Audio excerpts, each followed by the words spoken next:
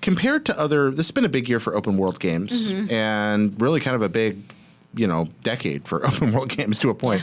How does Fallout 4's open world compare to others for you, coming into it blind, walking into this? I feel like Fallout 4 it's as enjoyable as you want to make it. And I think like this game has been kind of to the levels of GTA where you kind of own your own developer. Like you have to find your own fun for it. You develop your own quest even if it gives you a quest, like you make a different objectives yourselves as a player depending how you want to play. Like you can build up your settlement if you care or you don't care. You can play a certain way, like being definitely like the different types of weapons that you choose to craft or whatever.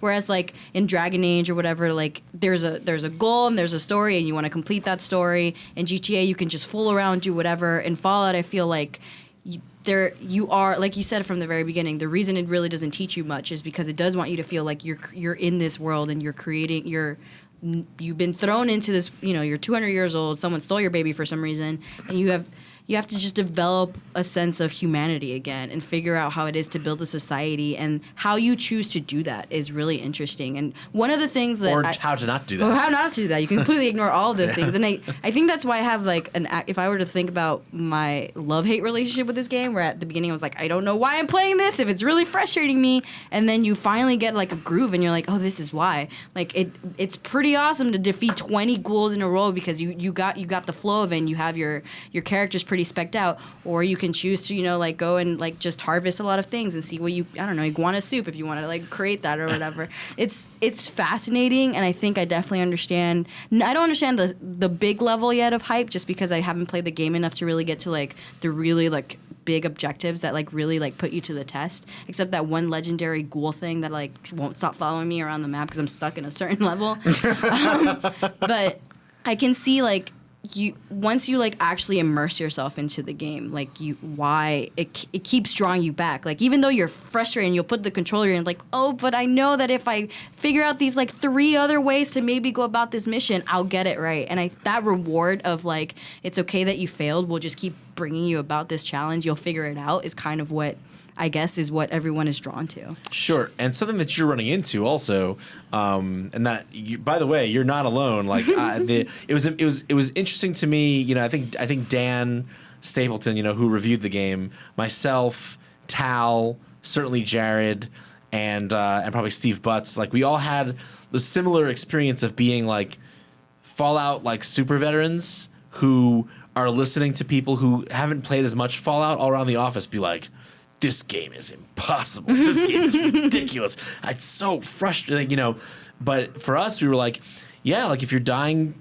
10 times in an area, that's Fallout's way of saying you're not supposed to be there. And that's the thing, is that Fallout is one of the few games, and this is just to link it back to the open world, which is what we're talking about. Fallout's one of the few games that does not craft its open world in a way that is purposefully laid out so that you won't run into things that can kill you. Like the whole point is like, yeah, you can go up, down, left, or right, but what you find if you go left might just kill you. I make this comparison too often, but it's that Dark Souls Legend of Zelda, original Legend of Zelda lineage, where it's just like, yeah, why don't you go try?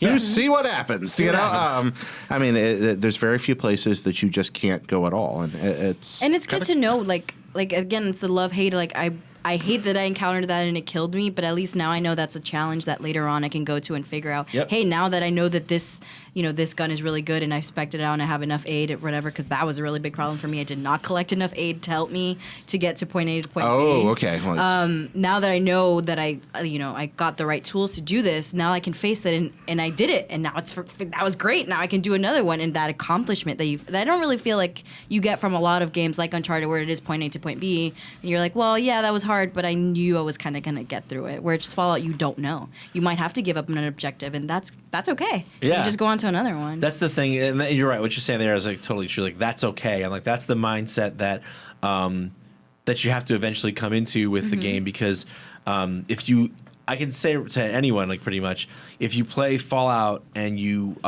interpret being stopped in your tracks or dying as a failure, then like you're probably not going to have a very good time with the game. You're gonna have a bad time. Yeah, you're gonna have a bad time. No, it's true though. Like if you look at it as like, well, I went 100 yards to the west, and a thing killed me in one hit. I'm either terrible at this game or I don't understand it, or and if you equate death with failure, then you're I'm not saying you're playing it wrong, but like you're probably not in the right mindset to enjoy what the experience is. Like the idea is I went west, I got killed, so maybe I sneak around that thing. Maybe I wait until nighttime and I sneak around that thing.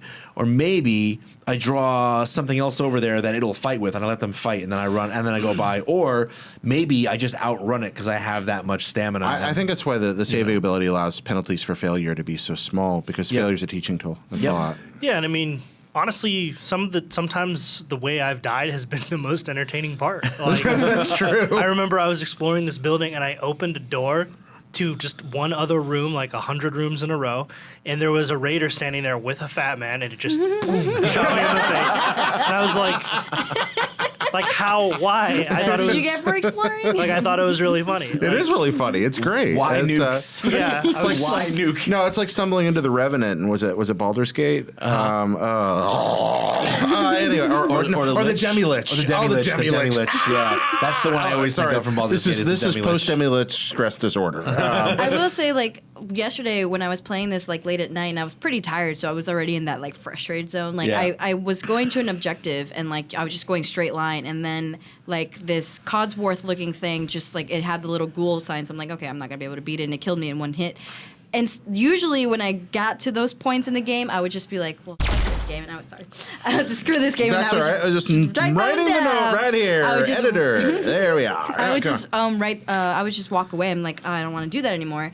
Now I've gotten to the point in the game, I'm like, no, I now have a different strategy. Like you were explaining, like I'll do this other thing instead, as opposed to just giving up and being like, well, I screwed that one up, so I'm just gonna have to do another one. Right. So it's definitely like now you get in a flow of like, oh no, the game isn't punishing me. It's just teaching me that there's different things to look out for because that's the real world. So drawing from that, Esmeralda, what's your verdict on Fallout 4? Having played it for some time now, 0 out of 10. what do you think of it? I think I'm going to continue to have a love-hate relationship to it just because I am still learning as a newbie. And there are a lot of things I wish I knew at this point that I don't feel like I've grasped on from the little quiz that we took.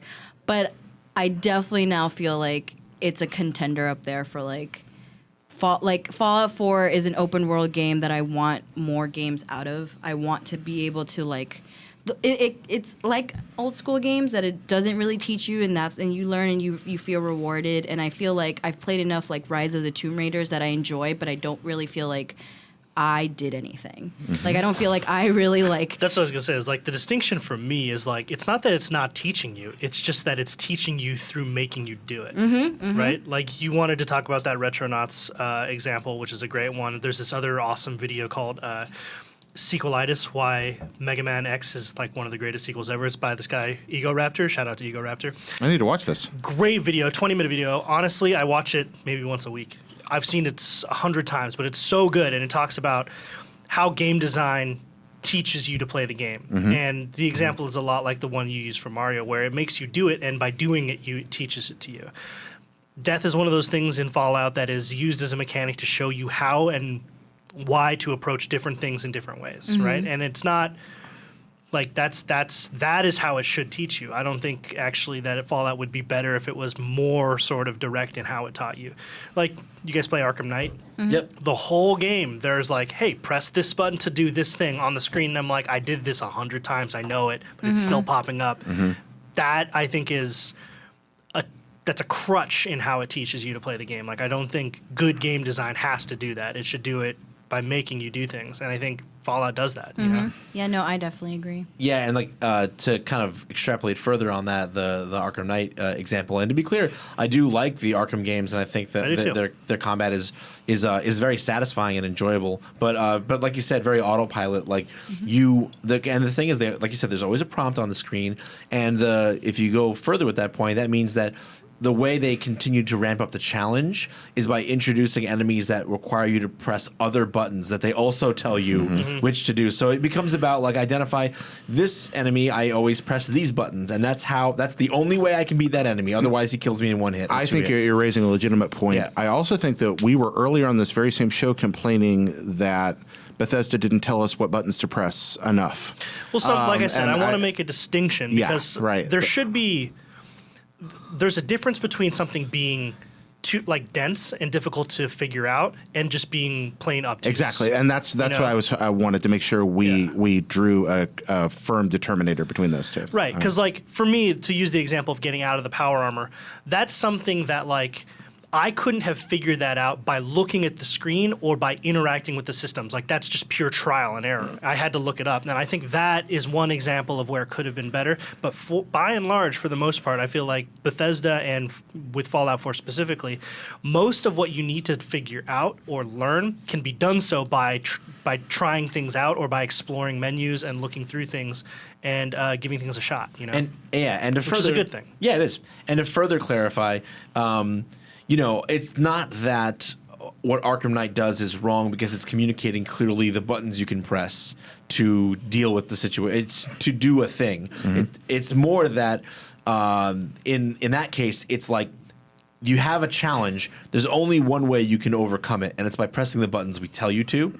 And that's a very, to me, that is an actively less interesting experience than here are the tools. You're going to use them in whatever order you use them to overcome the challenge. No, I am so with you on this. Actually, particularly in regard to Batman, I know Origins is the weakest game, but the one moment most people talk about loving in that was the one I liked the least for that very reason. I was just tired of fighting it.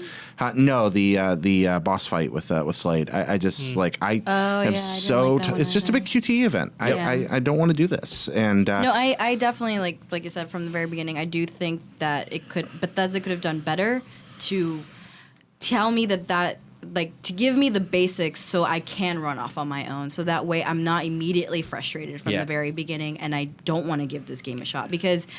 For people that have played this for long, you already know what to expect. You already know what's going to make it fun. Right. I have no idea. So if you, from the beginning, don't give me the tools to at least get the basics down, you might lose me before I get to that point of like, oh, this is why there's so many things to do, and there is that learning perspective, and I am going to have to die about 50 times to understand that VATS or whatever, how to use it properly. Yeah. But tell me how to use VATS first, so that way I don't screw it up. Right. So are you going to keep? Oh, go ahead. No, I was going to say, and just to wrap that whole, I have to put a bow on what the three of us have said there on that is that absolutely tell me how to use the tools, but then don't tell me what to use the tools on. Sure. Or where I'm supposed to use them. I really liked how you summed that up. Yeah. That's very good.